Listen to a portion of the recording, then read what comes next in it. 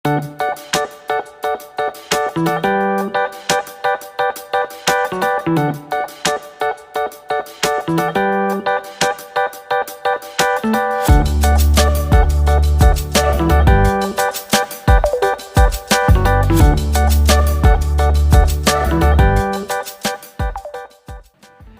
ini ya teman-teman ya unitnya.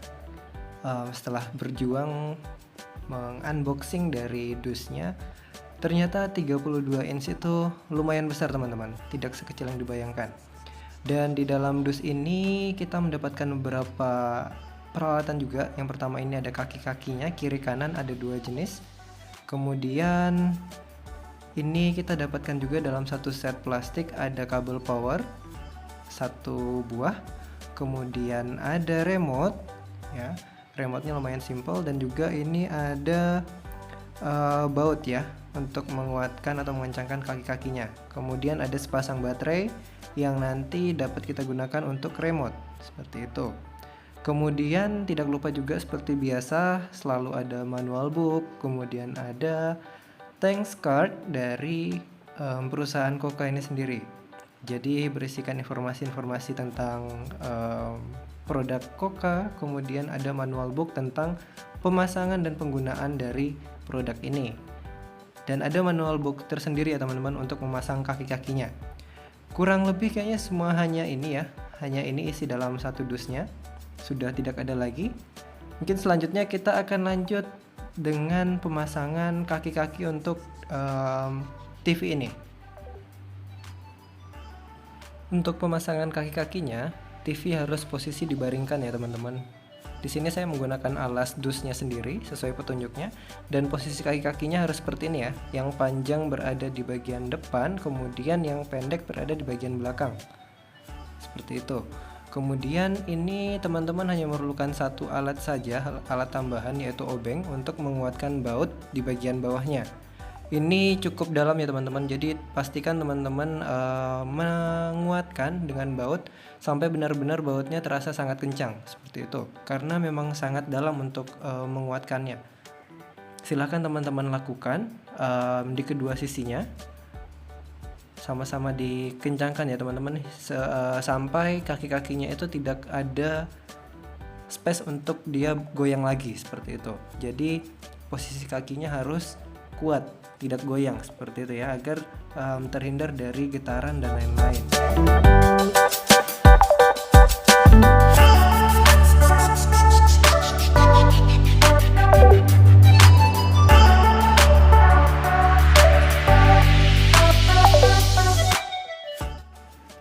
Oke, sekarang sudah terpasang keduanya. Sekarang kita coba berdirikan TV-nya. Perlahan ya teman-teman ya. Usahakan untuk mengangkat TV-nya dengan seimbang ya, agar tidak terjadi salah angkat seperti itu, sehingga menyebabkan LCD-nya atau LED-nya rusak. Oke, ini sudah terpasang dan semua sudah kuat. Seperti ini ya tampilannya teman-teman. Untuk lebih detail lagi, mari kita lihat bagian belakang.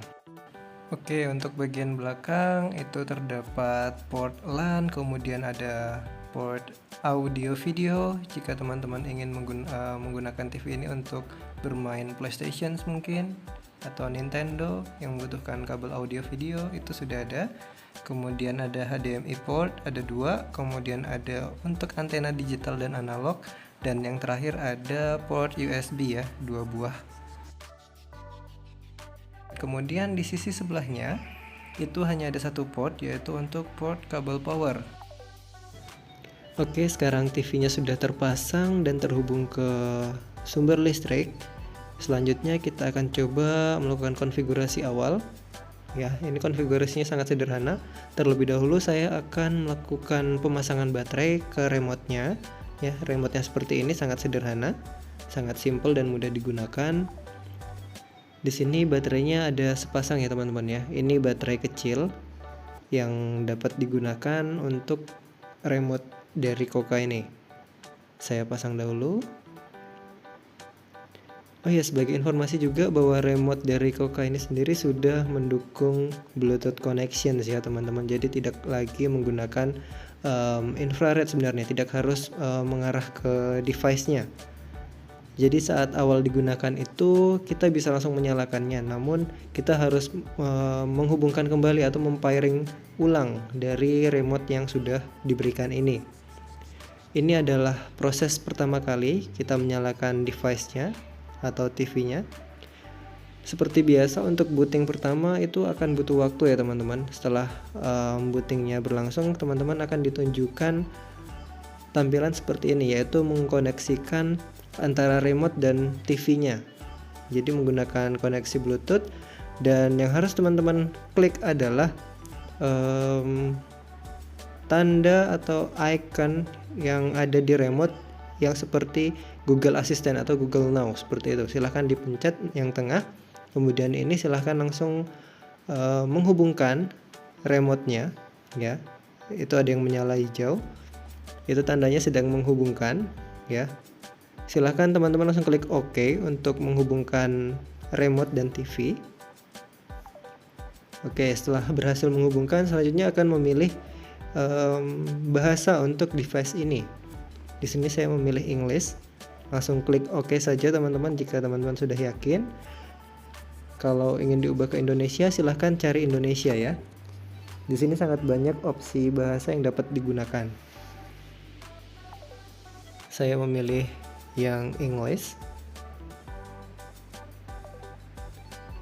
Kemudian di sini ada penawaran untuk quickly set up your TV with your Android phone. Di sini saya langsung mencoba untuk mengkoneksikan dengan smartphone saya. Jadi saya pilih yes.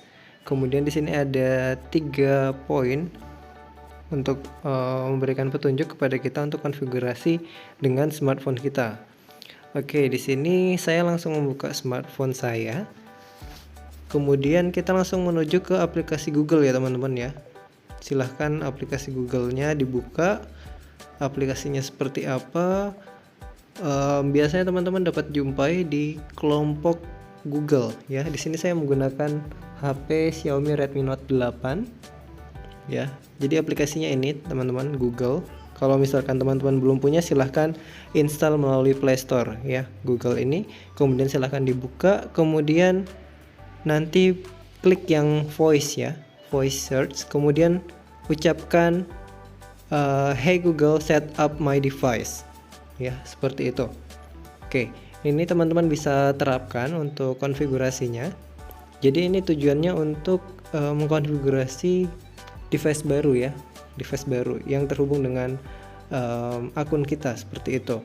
Kemudian ini teman-teman silahkan langsung next saja.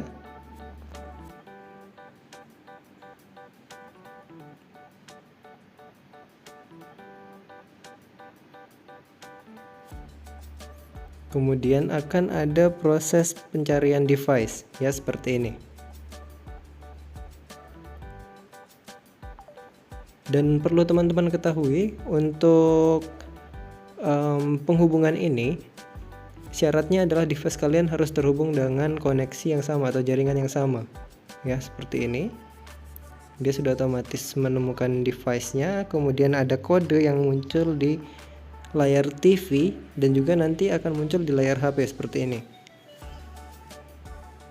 Kemudian klik terima lagi, accept. Kemudian di sini silahkan pilih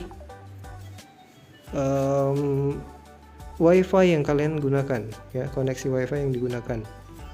Kemudian diklik, kemudian ini di OK.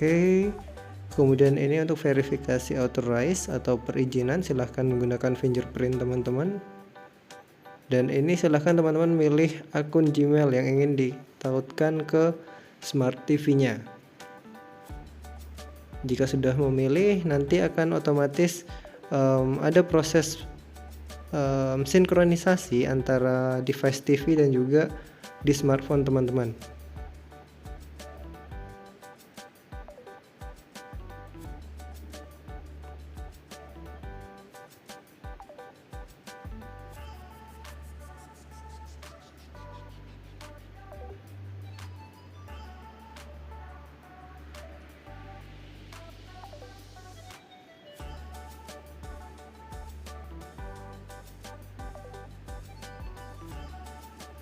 Oke, setelah berhasil akan ada pengecekan update, kemudian ada persetujuan dari Google ya teman-teman. Ini silahkan teman-teman langsung klik accept saja ya, atau setuju. Kemudian Google Service juga silahkan diklik setuju atau accept. Di sini sebenarnya opsional, tapi di sini saya centang kedua boxnya, kemudian saya accept, terima.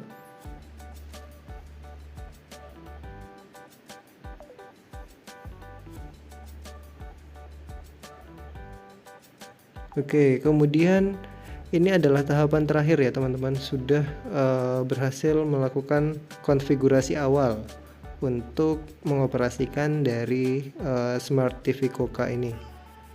Selanjutnya ini teman-teman silahkan langsung klik next saja melalui remote, menggunakan remote-nya atau menggunakan tombol yang tengah ya, klik OK sampai beralih ke tampilan-tampilan berikutnya.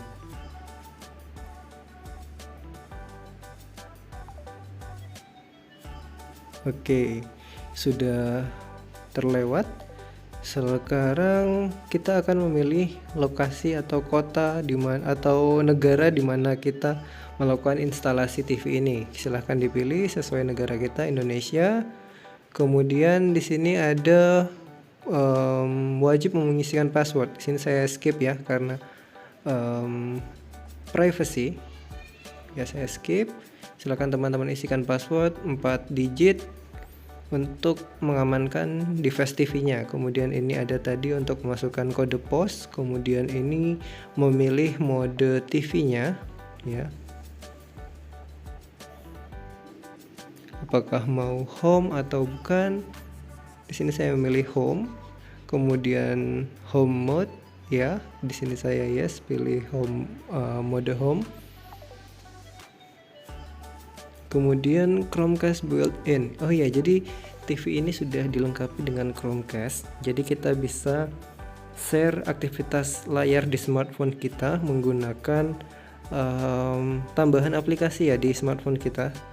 Cukup menggunakan aplikasi Google, kita sudah bisa langsung menghubungkan apa yang tampil di layar kita dengan TV. Jadi tampilannya lebih besar.